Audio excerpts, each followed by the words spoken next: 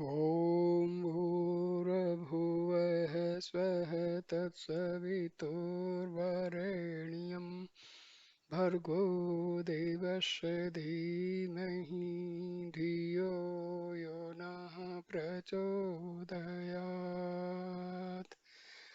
ॐ शान्ति शान्ति शान्तिः।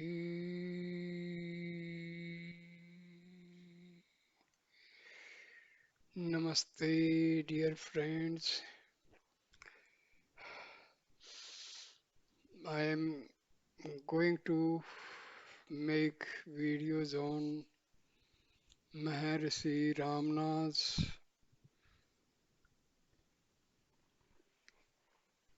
book, that is Maharishi's Gospel, book 1 and 2. See, these books contain questions put by devotees and the answers given by Ramana Maharishi.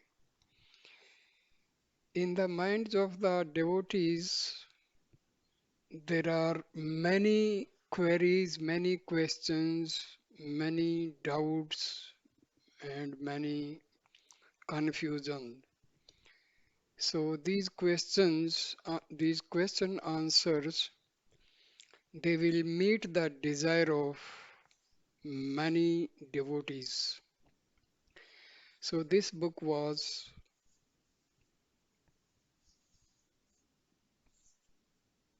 prepared in response to the earnest desire of a large number of devotees of Bhagwan Sri Ramana.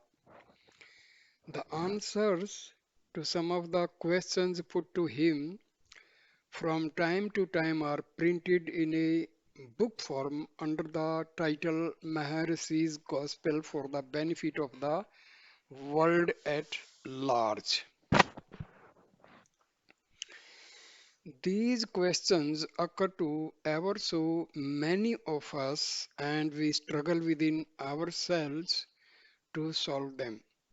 The answers given by Maharishi are the quintessence of divine wisdom, based as they are on his direct knowledge and experience. His answers are of inestimable value to the earnest seeker of truth. The profound truth of Advaita, that the one and only reality is the self absolute or Brahma, has nowhere been more lucidly expounded than in these pages, because on the one hand it is on the basis of the highest experience that is his that Bhagwan Sri Ramana speaks, and on the other it is from the viewpoint of the common understanding of the layman that the aspirant seeks to know the truth. Truth is the same for one and all, and Sri Bhagwan directs the earnest aspirant to investigate and critically examine his own intimate experience and to seek for himself the core of his being, the heart, which is eternally identical with the one ultimate reality of which everything else seen or known is merely a phenomenal manifestation. Every word that comes from the lips of the sage is of the essence of Upanishadic wisdom, of which he is himself the supreme embodiment. The devout reader will find in these pages practical advice and will gain the conviction that his essential nature is divine. Dear friends,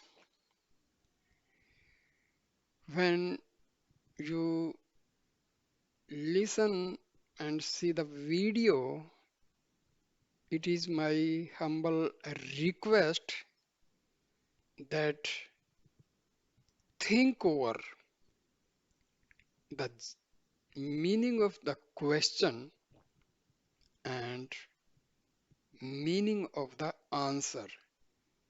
Then sit for some time, closing your eyes and contemplate. You will get the approval as well as further understanding of these question answers from your own self. Dear friends, have faith in your Atma. Your Atma is having the complete knowledge of Vedas, Upanishads, Shastras, Puranas, and almost all the holy scriptures. You have to believe in your own self until unless you have this firm belief in your own self, you will be having no use of reading any book or listening any discourse. Because if you don't have the faith in your Atma and you are reading a book, that reading will be confined to your mind. It will not be connected to the Atma. And my dear friend, all the spiritual knowledge must be connected to the Atma, and you have to get the approval and further understanding of the topic you are reading a book or just watching a video on the particular topic.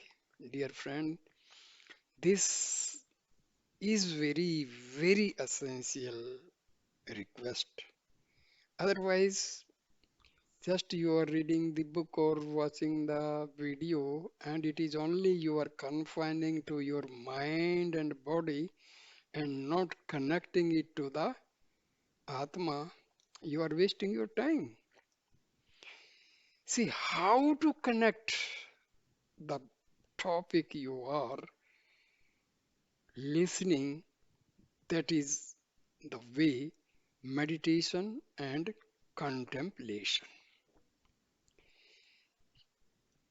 In the beginning, you may feel some sort of a lethargic attitude, but put little bit efforts and then you will slowly and steadily, you will be, your mind will cooperate and you will start contemplating, and then you will actually get the a sense of the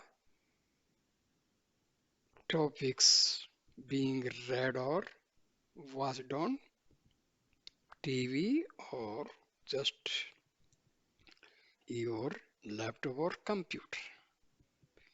See, we have to follow certain, basic principles. Most of my dear friends, they just read or listen videos casually without putting efforts, completing, doing meditation and all. And then they, lose the interest. So your watching the video will be simply wastage of time. So this is most important. See, we have, without contemplation, spiritual matters cannot be understood. That is the most important thing, because see, spirituality is connected directly to the Atma.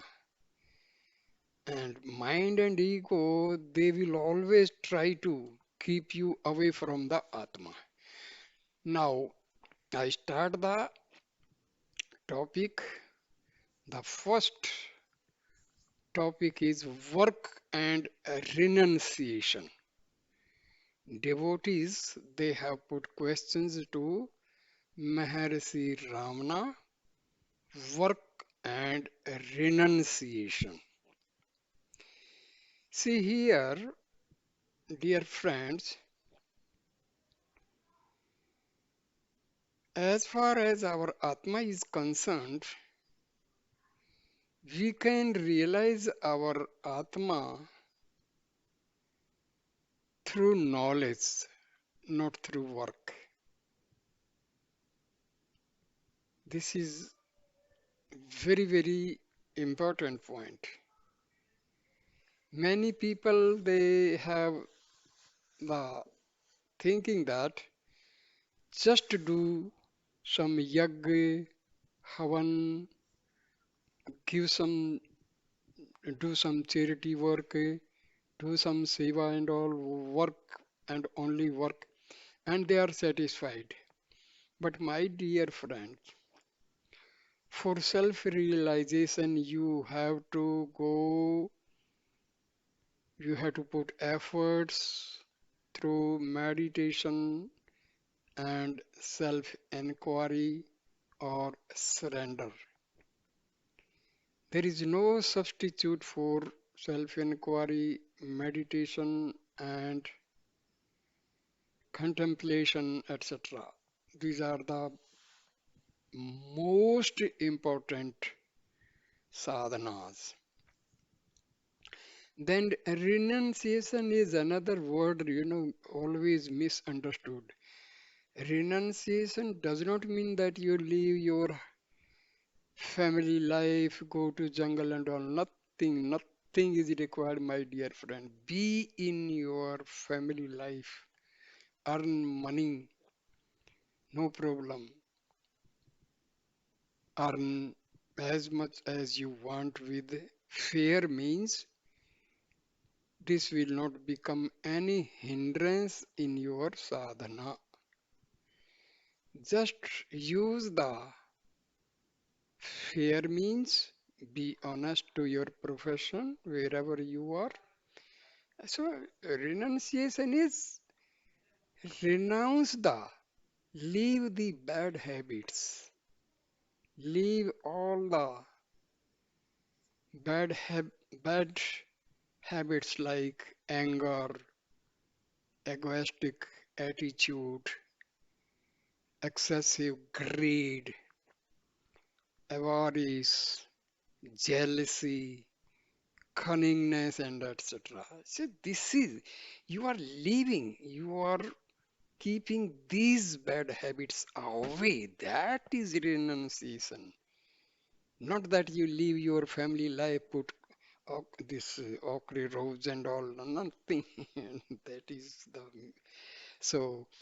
The first question, disciple puts the question to Maharishi. What is the highest goal of spiritual experience for man? Wonderful question.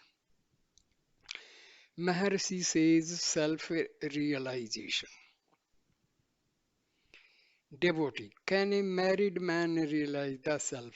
See, this is what I was just now talking. Here comes the question. Can a married man realize the self? First, let us listen what Maharishi says. Certainly, married or unmarried, a man can realize the self because that is here and now. If it were so, but attainable by some effort at some time, and if it were new and had to be acquired, it would not be worth pursuit. Because what's not natural is not permanent either.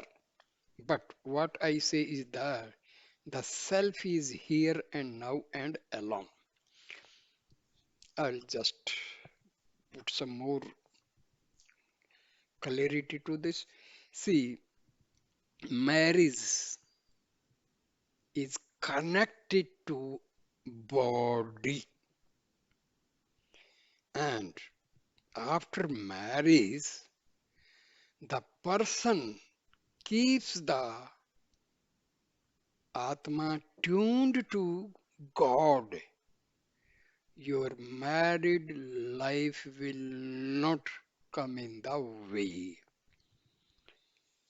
because marriage is just body to body, and spiritual aspects they are between our Atma and God. And mind it further.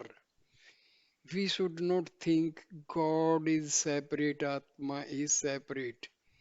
Then that becomes the duality. And we have to understand non-duality. That is Advaitic Vedanta says our Atma and God are the same. There is no difference. So whether you are married man, you are doing business, you are doing job, these things will not come in the way.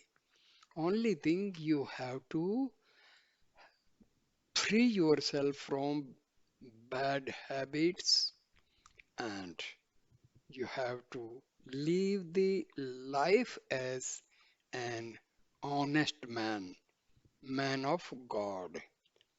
Keep your self awareness, self attention to your Atma, thereby to God. Because your Atma and God, there is no difference at all. You have to keep this in mind. Next question is put devotee.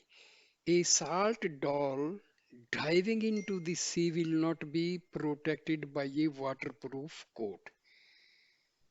This world in which we have to toil day in and day out is like the ocean. Maharshi says, yes, the mind is the waterproof coat. Here, our mind, mind is the entity which can take a person to hell. At the same time, mind is the entity which can take a person to heaven. How this is? When the mind, all the 24 hours,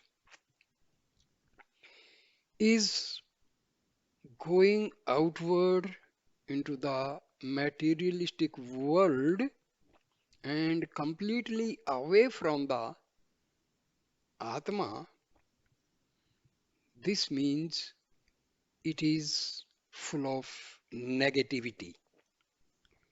It is away from divinity. And this is the path on which our mind is treading, which will lead us to hell. But if by putting efforts, if we can redirect the mind from outward direction to inward direction, it will be full of positive energy. It will be connected directly to the Atma, and it is going towards the source, because for mind our Atma is the source. So mind is waterproof in the sense, when this mind is going outward, it is not going to help us as far as spiritual aspect is concerned. And if If we are only for materialistic pursuits, this mind will help us in earning more and more money, more and more property. But if we are interested in the spiritual pursuits, then we have to direct the mind towards the soul, towards the Atma. Then only it will be called waterproof. Because when mind is moving towards Atma, it is a pure mind. And this pure mind is nothing but Atma.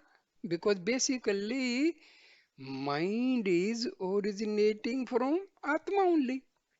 So when this mind is directed to move toward the Atma, it becomes the part of Atma because already it is part of Atma. But when we are just making it away and away from Atma, then only it will become negative. Next question put by the devotee. So then, one may be engaged in work and free from desire. Keep up one's solitude. But life's duties allow little time to sit in meditation or even to pray. See, dear friends, this is a lame excuse.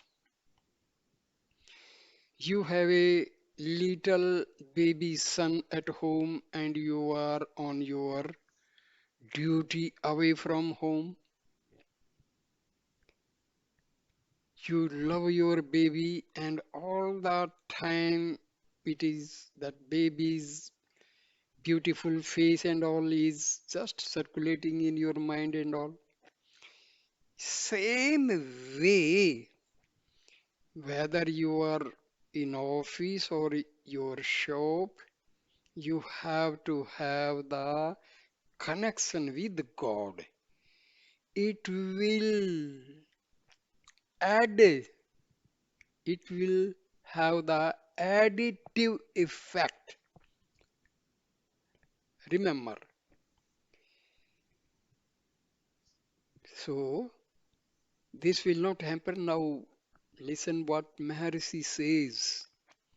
Maharshi says, yes, work performed with attachment is a shackle, whereas work performed with detachment does not affect the doer.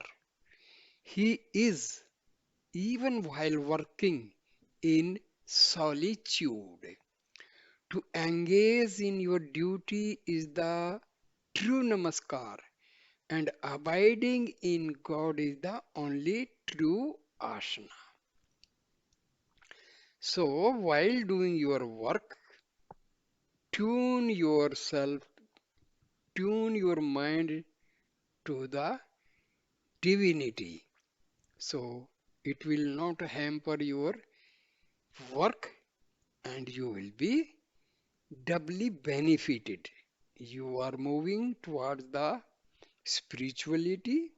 So your spiritual pursuit is fulfilled and your materialistic this pursuit is also fulfilled. So duty and all will not, this spiritual aspect will not disturb you in your physical working. Now next question, devotee. Should I not renounce my home? Mercy, if that had been your destiny, the question would not have arisen. See, renouncing the home is of no use. You have to renounce the bad thoughts that I already told. So, renunciation does not mean renounce your home, not required. Devotee, why then did you leave your home in your youth? What a wonderful question. The devotee is asking, Maharshi, why did you leave your home in your youth? Maharshi, nothing happens except by divine dispensation. One's course of conduct in this life is determined by one's prarabdha. See, whatever we have done in our previous births, so result of these previous births, we are going to get the result and effect of that result we are going to get. So all our actions and all the happenings in our life is all due to prarabdha. That is the whatever we have done wrong or good, we may be rewarded for the good deeds and punished for the bad deeds. This is what prarabdha. The karmas in our previous lives are going to fructify in this present life. So these types of deeds, karmas, they come under prarabdha. The karmas which are going to give us punishment or reward. So these karmas come under the category of prarabdha. People call it fate, luck, all the so many names are there. Next question, devotee. Is it good to devote all my time to the search for the self? If that is impossible, should I merely keep quiet?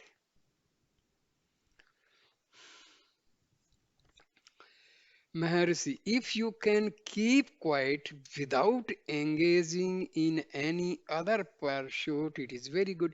See, keep quiet in the sense not keeping quiet does not mean that you stop talking. No, keep quiet means the thoughts are stopped to arise. Ceasing of thoughts to arise from the Atma, that is the meaning of quiet. If that cannot be done, where is the use of being quiet so far as realization is concerned? So long as a person is obliged to be active, let him not give up attempt to realize the self. See, we should not be, we have to be very clear that our work, that may be office work or business or farming or anything, we have to just keep tuned to God.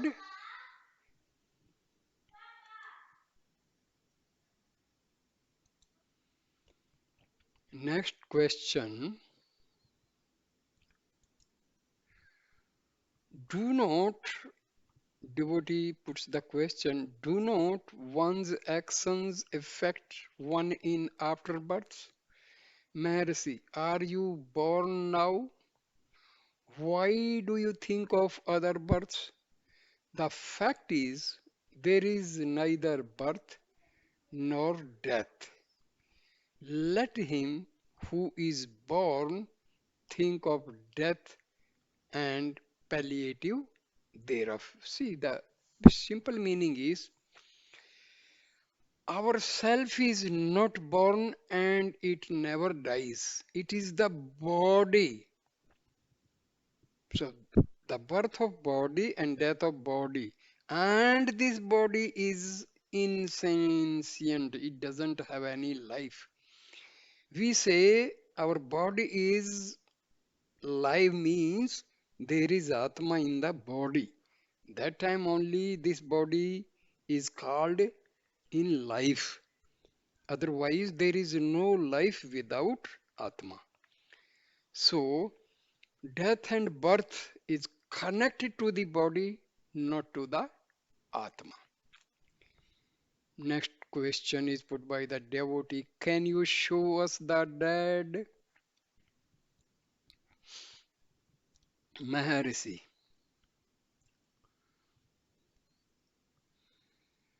did you know your kinsmen before their birth, that you should seek to know them after their death? What a wonderful answer. Devotee, how does a grihastha fare in the scheme of moksha? Should he not necessarily become a mendicant in order to attain liberation?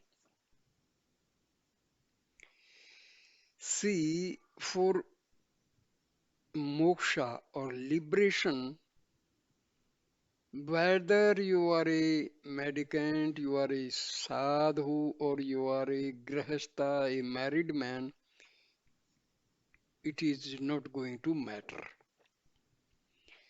How you are connecting yourself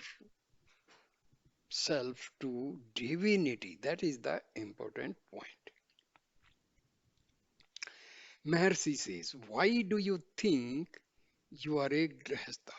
Similar thoughts that you are a sannyasi will haunt you even if you go out as a sannyasi. Whether you continue in the household or renounce it and go to the forest, your mind haunts you. The ego is the source of thought.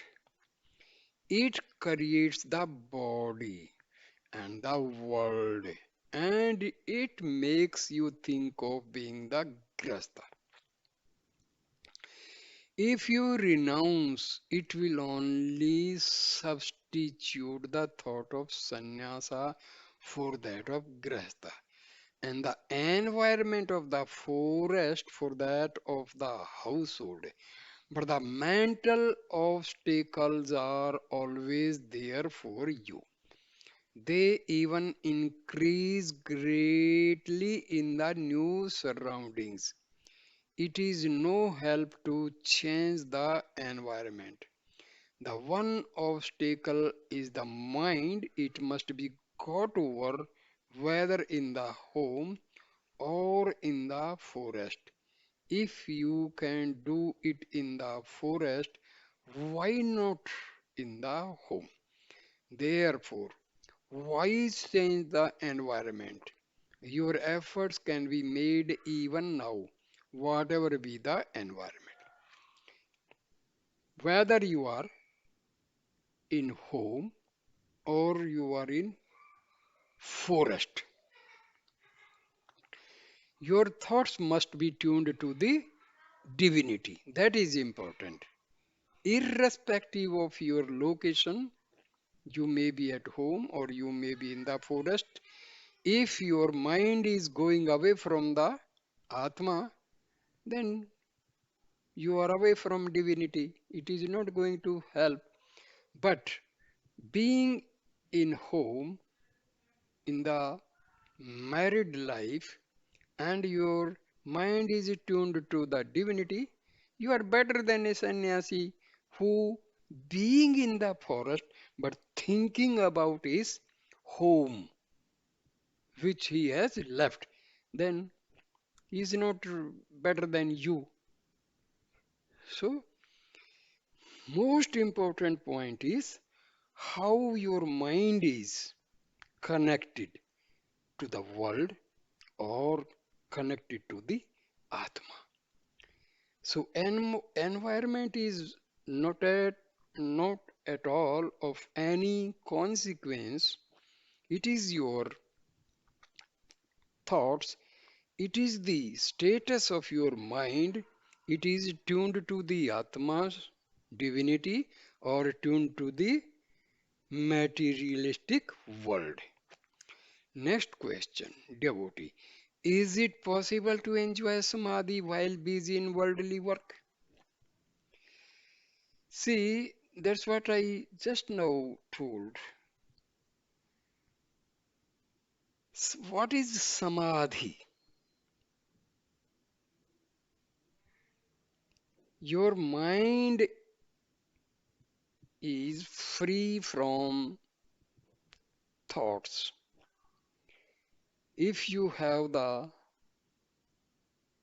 silence, very less number of thoughts arise from the Atma, that is the state of silence. And thoughtlessness is the state what we call as samadhi. When our mind is directed towards the Atma and it merges into the Atma, mind is, you can say, dead, ego is dead, and new thoughts are not arising from the Atma, and you are in the state of peace and bliss. This is Samadhi. No new thoughts arise from the Atma, and mind is merged with the Atma. Ego is merged with the Atma. This is Samadhi. Now, what Maharishi says, just listen. The feeling I work is the hindrance. Ask yourself who works. Remember who you are. Then the work will not bind you. It will go on automatically. Make no effort either to work or to renounce. Your effort is the bondage. What is destined to happen will happen. So tune your mind to divinity and keep your body busy in your work. It will be easy, smooth working. Mind is tuned to the Atma. Body is doing work, and make sure. Don't think that your mind is gone. See, when we say mind is destroyed, in the sense, mind, what is mind? Thoughts coming from Atma. Arey, Atma never dies. Atma is there intact. So when we say mind is dead means here you are working with your mind. Where from the mind is getting power? Mind is getting power from the Atma only. See, a self-realized says his mind is dead, we say his ego is dead, but he can work because Atma is the basic entity which helps the mind to think, mind to justify, mind to think, buddhi or mind or man. See, these are the part of Atma only. So, just do not think that you are working. Do not, this will keep you away from the, don't be doer. If you say, I am the doer, then you are doing a wrong thing. Because all the powers your body is getting from where? From the Atma. And what is Atma? Atma and Paramatma, same. That means it is not your body is working. It is your Atma that is the actual cause of work.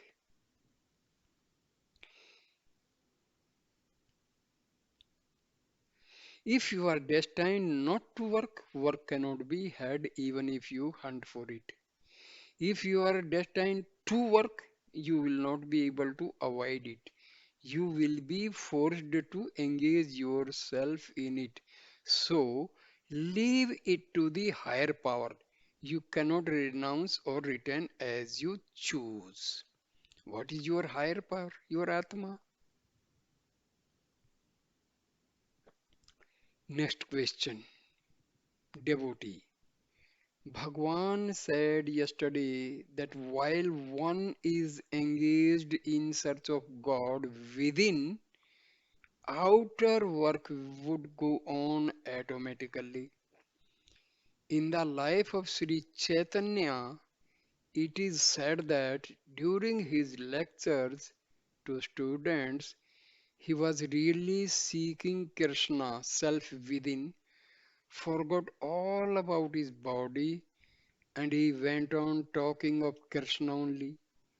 This raises a doubt whether work can safely be left to itself. Should one keep part attention on the physical work? Wonderful question. What Maharshi says, the self is all. Are you apart from the self? Are you? Are you means that is your ego. Is your ego apart from the self?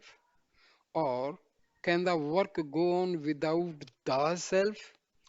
The self is universal. So, all actions will go on whether you strain yourself to be engaged in them or not. The work will go on of itself. Thus, Krishna told Arjuna that he need not trouble to kill the Kauravas. They were already slain by God. It was not for him to resolve to work and worry himself about it, but to allow his own nature to carry out the will of the higher power. Devotee. But the work may suffer if I do not attend to it. Maharshi says, attending to the self means attending to the work. Important point to understand. See, we think that we work by the involvement of mind only, but mind is originated from where? From Atma. If this mind is tuned to Atma, work will not happen. Even if mind is not directed to Atma, still the mind is getting power from Atma only. So, if the mind is directed to Atma, still the work will carry on. Why? Because in both the cases, mind going outward also, mind is getting power from Atma. Mind directed to the Atma also getting power from the Atma. So it is the Atma that is doing the work through our body because the provider of energy and power to the mind is Atma only. So, if we tune this mind or direct this mind away from the world towards the Atma, it is having a double advantage. Your work will not hamper and your mind will become pure or part of Atma. So, you are progressing both on your physical level and your spiritual level. Again, I repeat this answer. Attending to the self means attending to the work. How? Because when you say your mind is working, your mind is directing our organs to work, but the mind is insentient. The mind is getting power from Atma only in this case. And if this mind is directed towards Atma, still it is getting power from Atma only. And your work will be on because originally it is the Atma that is helping in the completion of work. Because you identify yourself with the body. You think that work is done by you. Here, you means ego. Ego means modified mind. But the body and its activities, including that work, are not apart from the self. This is what I told you. Because your ego, your mind, the source of power for them is Atma only. What does it matter whether you attend to the work or not? Suppose you walk from one place to another. You do not attend to the steps you take, yet you find yourself after a time at your goal. You see how the business of walking goes on without your attending to it. So also with other kinds of work. So the basic meaning of this whole conversation is that if your mind is moving towards Atma, your work will be done in the same way. Why? Because we think we are getting orders from the mind and our organs, they work. But mind being insentient, mind is getting the power, or the mind is just nothing other than reflection of Atma only. Because the basic entity is Atma and all thoughts arise from this Atma and constitute this mind. So, this is our ignorance that if our mind is tuned to Atma, our work will be hampered, but that is wrong. Because basically, it is our Atma that is providing all the energy to the mind, to the organs, to every part of our body is getting power from Atma only. So that is the generator for energy and power that is providing, transmitting power to each and every part of our body. So this is due to out of ignorance only we think that if we tune our mind to the Atma, our work will not be completed, but that is wrong. I think the points will, you have to sit and just coordinate these points. After some time, you will realize when you are contemplating and you are doing meditation, that time everything will be clear. Because the basic understanding comes when you contemplate, when you tune your mind and ego to Atma. If you don't tune to your Atma, don't sit for meditation, don't contemplate, you will not understand. Because these doubts will keep you away from Atma. So these doubts will be amplified. Doubts amplified, and more doubts will be arising. So basic thing is Just after listening, analyze, contemplate, and in meditation, your Atma will give each and every answer. You will get the clarification from your Atma.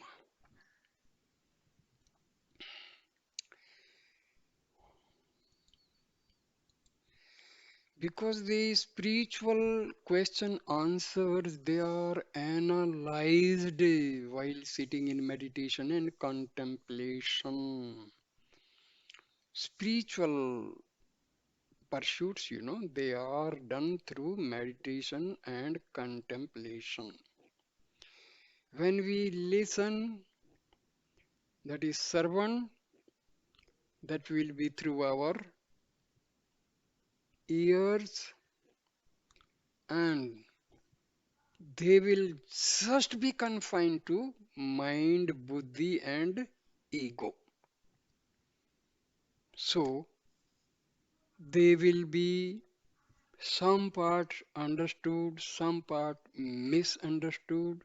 Then there is some confusion, there is some doubt, and finally, whatever little bit understanding was there, that will also be erased. And finally, you are there where from you started.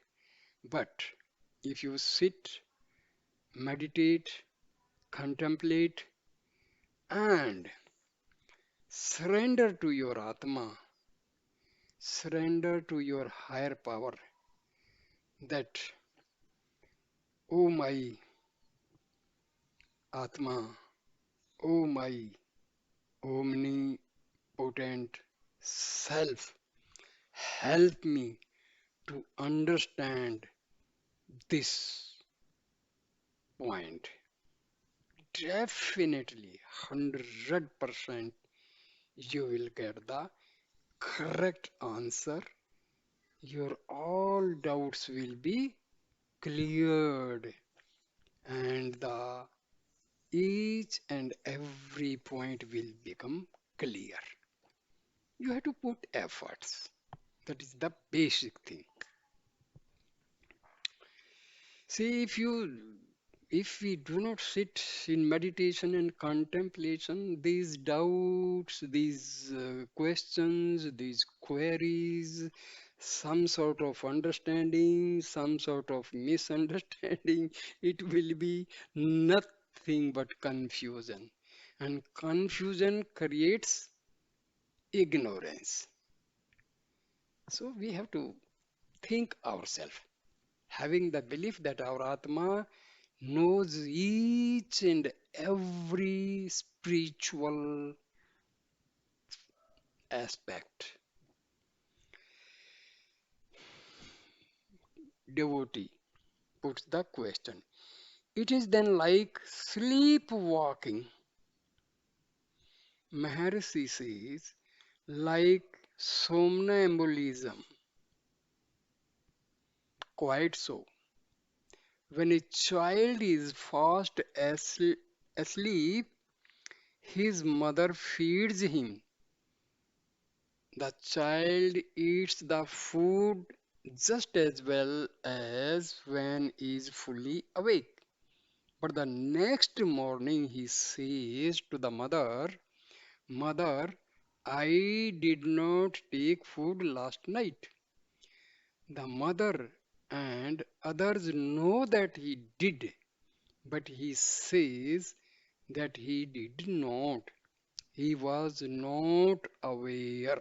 Still, the action had gone on.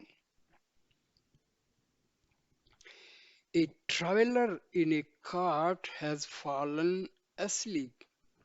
The bulls move, stand still, or are unyoked during the journey.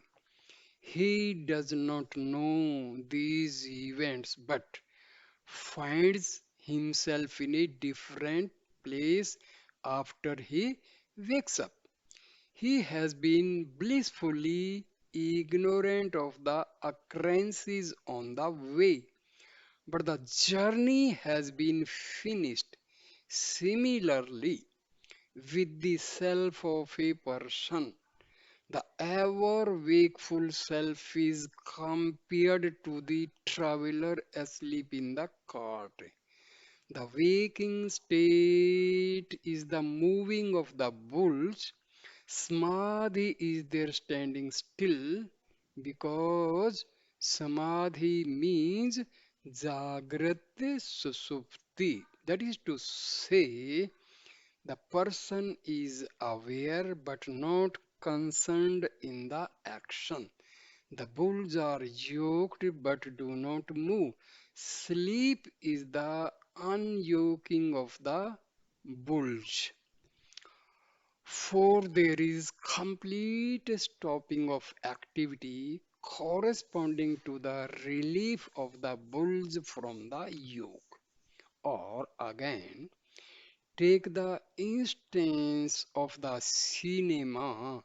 Scenes are projected on the screen in the cinema show, but the moving pictures do not affect or alter the screen. The spectator pays attention to them, not to the screen. They cannot exist apart from the screen, yet the screen is ignored. So also, the self is the screen where the pictures, activities, etc. are seen going on. The man is aware of the latter but not aware of the essential former. All the same, the world of pictures is not apart from the self.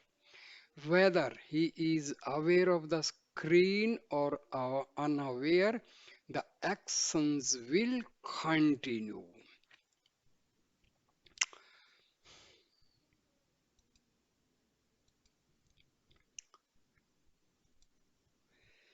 Next question is put to Maharishi. But there is an operator in the cinema. Maharishi. Devotees ask the question, but there is an operator in the cinema. Maharishi. The cinema show is made out of insentient materials. The lamp, the pictures, the screen, etc., are all insentient, and so they need an operator. The sentient agent, on the other hand, the self is absolute consciousness and therefore self contained. There cannot be an operator apart from the self. Devotee. I am not confusing the body with the operator. Rather, I am referring to Krishna's words in the 61st verse, chapter 18 of the Gita. ईश्वरः सर्वभूतानां हृदयेषु अर्जुन तिष्ठति ब्राह्म्यंस सर्वभूतानि यन्वातुधानि maya. Meaning, the Lord, O Arjuna, dwells in the heart of every being, and he, by his delusive power, spins round all beings, set as if on a machine. Maharishi, the functions of the body involving the need for an operator are born in mind. Since the body is zada or insentient, a sentient operator is necessary because people think that they are jivas. Krishna said that God resides in the heart as the operator of the jivas. In fact, there are no jivas and no operator. As it were, outside them, the self comprises all. It is the screen, the pictures, the seer, the actors, the operator, the light, the theater, and all else. You're confounding the self with the body and imagining yourself. The actor is like the seer representing himself as an actor in the cinema show. Imagine the actor asking if he can enact a scene without the screen. Such is the case of the man who thinks of his actions apart from the self.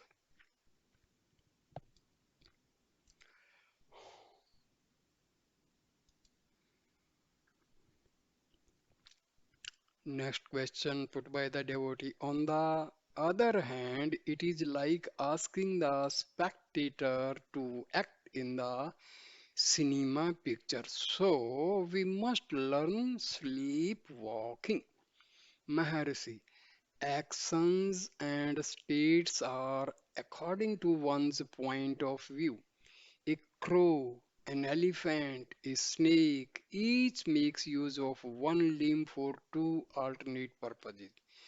With one eye, the crow looks on either side. For the elephant, the trunk serves the purpose of both a hand, a nose, and the serpent sees as well as hears with its eyes. Whether you say the crow has an eye or eyes, or refer to the trunk of the elephant as hand or nose, or call the eyes of the serpent its ears, it means all the same. Similarly, in the case of the jnani, sleepwalking or walking sleep or dream sleep or dreaming wakefulness are all much the same thing. Devotee puts the question, but we have to deal with a physical body in a physical waking world. If we sleep while work is going on or try to work while asleep, the work will go wrong. Maharshi, sleep is not ignorance, it is one's pure state. Wakefulness is not knowledge, it is ignorance. There is full awareness in sleep and total ignorance in waking. Your real nature covers both and extends beyond. The self is beyond both knowledge and ignorance. Sleep, dream, and waking states are only modes passing before the self. They proceed whether you are aware of them or not. That is the state of the jnani in whom pass the states of samadhi, waking dream, and dream sleep. Like the bulls moving, standing, or being unyoked while the passenger is asleep. These answers are from the point of view of the ajnani. Otherwise, such questions would not arise. Devotee. Of course, they cannot arise from the self. Who would be there to ask? But unfortunately, I have not yet realized the self, Maharshi. That is just the obstacle in your way. You must get rid of the idea that you are an Agyani and have yet to realize the self. You are the self. Was there every time when you were not aware of that self? Devotee. So, we must experiment in sleepwalking or in daydreaming. Maharishi laughs. Devotee, I maintain that the physical body of the man emerged in samadhi as a result of the unbroken contemplation of the self may become motionless for that reason. It may be active or inactive. The mind established in such contemplation will not be affected by the movements of the body or the senses, nor is disturbance of the mind the forerunner of physical activity, whereas another person asserts that physical activity certainly prevents samadhi or unbroken contemplation. What is Bhagwan's opinion? You are the abiding proof of any statement, Maharishi. Both of you are right. You refer to Sahaja Nirvikalpa Samadhi and the other refers to Kevala Nirvikalpa Samadhi. In the latter case, the mind lies immersed in the light of the self, whereas the mind lies in the darkness of ignorance in deep sleep. And the subject makes a distinction between samadhi and activity after waking up from samadhi. Moreover, activity of the body, of the sight, of the vital forces, and of the mind, and the cognizance of objects, all these are obstructions for one who seeks to realize Kevala Nirvikalpa Samadhi. So here is a note. The word contemplation is often used loosely as referring to a forced mental process, whereas samadhi lies beyond effort. However, in the language of Christian mysticism, contemplation is the synonym invariably used for samadhi, and it is in this sense the word is used above. In Sahaja Samadhi, however, the mind has resolved into the self and has been lost. The differences and obstructions mentioned above do not therefore exist here. The activities of such a being are like the feeding of a somnolent boy, perceptible to the onlooker but not to the subject. The traveler sleeping in the moving cart is not aware of the motion of the cart because his mind is sunk in darkness, whereas the Sahaja Jnani remains unaware of his bodily activities because of his mind is dead, having been resolved into the ecstasy of Chidananda, bliss of the self. Note the distinction between sleep Kevala Nirvikalpa Samadhi and Sahaja Nirvikalpa Samadhi can be clearly put in a tabular form as given by Sri Bhagwan.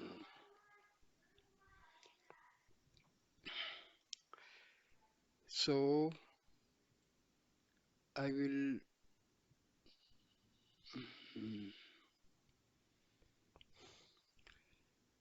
so I end the video here.